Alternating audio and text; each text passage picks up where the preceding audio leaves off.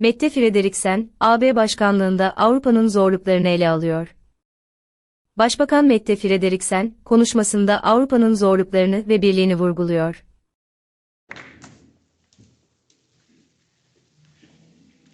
Your Majesties, Your Excellencies and ladies and gentlemen, welcome. I am honored to see all of you here in wonderful Aarhus.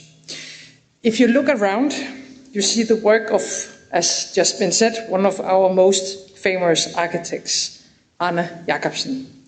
This beautiful city hall was built during the Second World War, in the darkest hour of modern European history. Back then, there was a lack of materials. Iron bands in the right size for the construction of the roof were not available. So what did the craftsmen do? Did they wait for the war to end? No. They collected small pieces of iron from all over Denmark. And they put all these pieces together to form the strong iron bands holding the roof together. Even in the most difficult times, we can build something great and beautiful.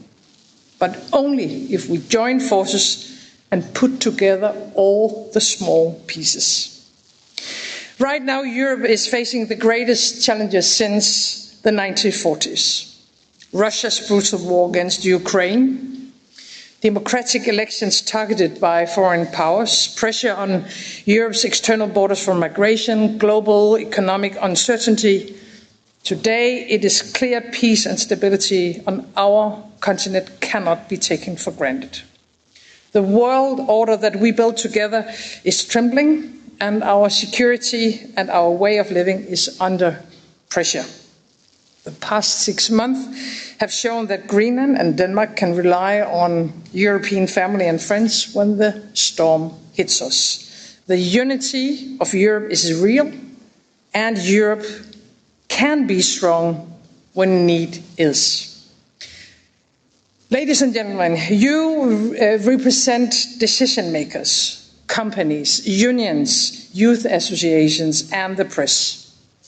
To address the challenges Europe faces, all at the same time, we need every one of you.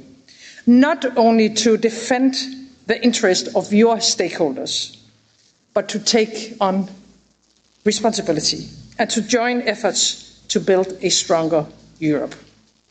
Dear Ursula and dear Antonio, all construction projects need architects with visions.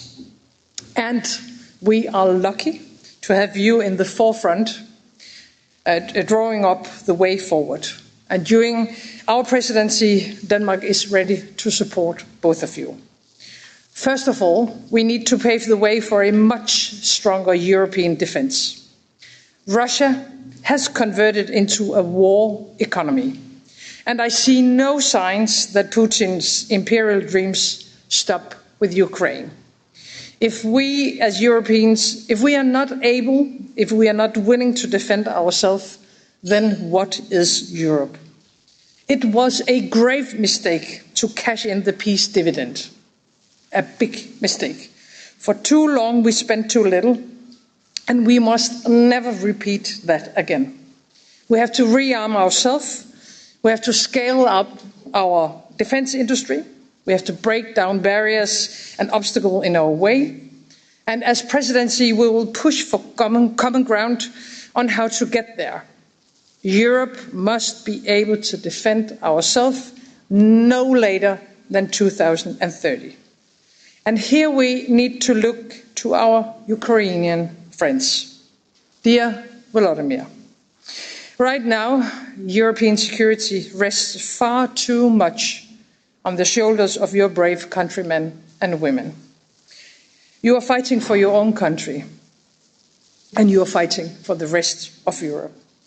We cannot and we will not lay you down.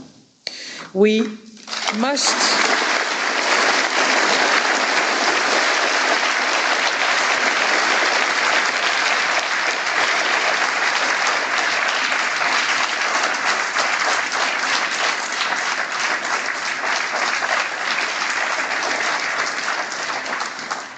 we must continue our steadfast support for Ukraine and increase the pressure on Russia with more sanctions. We need to look at our support to Ukraine in a different way. We have to change our mindset. Our donations are not charity. They are part of our defense of our common continent, of Europe, of our life and our freedom. And we need to learn from Ukraine, your determination, your sense of urgency, and your ability to innovate. In only a couple of years, Ukraine has built an incredible defense industry. Now we must show that we can do the same in the rest of Europe, and we don't have a single second to waste. Secondly, building a strong Europe is also about migration.